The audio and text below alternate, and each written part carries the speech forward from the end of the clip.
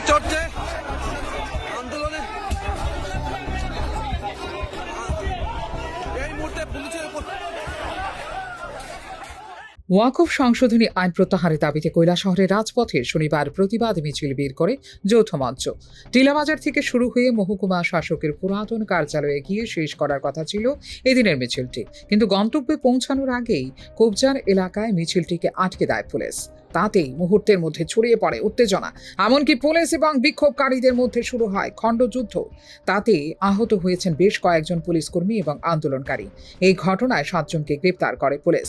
এদিকে খবর পেয়ে ঘটনাস্থলে ছুটে যান জেলা পুলিশ ডিআইজি রতি রঞ্জন দেবনাথ। পরিস্থিতি নিয়ন্ত্রণে আনতে গোটা এলাকায় মোতায়েন করা হয়েছে টিএসআর, সিআরপিএফ এবং বিএসএফ। পূর্ব নির্ধারিত সূচি অনুযায়ী এদিন ভারত সরকারের ডাক বিভাগের সামনে ওয়াকফ সংশোধনী বিল প্রত্যাহারের দাবিতে মিছিল করার সিদ্ধান্ত নিয়েছিল যৌথ মঞ্চ।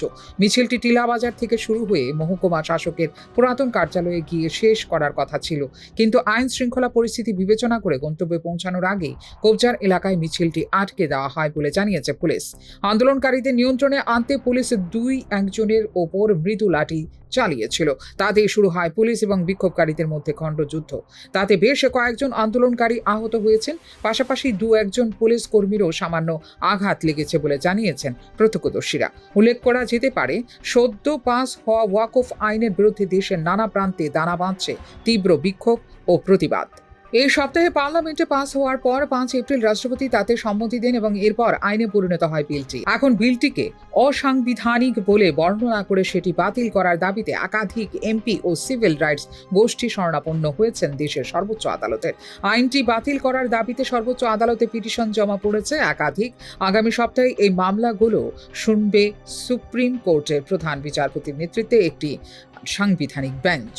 তামিলনাড়ু ও পশ্চিমবঙ্গের মতো কিছু কিছু বিরোধী শাসিত রাজ্য প্রকাশ্যে ঘোষণা করেছে বিতর্কিত এই নতুন আইনটি তাদের রাজ্যে প্রয়োগ করতে দেবে না তারা। কলকাতায় এক বিশাল সমাবেশ থেকে এই আইন বাতিল করার দাবিতে কম করে 1 কোটি মানুষের স্বাক্ষর প্রধানমন্ত্রী দফতরে পাঠানোর সিদ্ধান্ত ঘোষণা করেছে মুসলিমদের সংগঠন জমিয়ত-ই-উলেমা হিন্দ।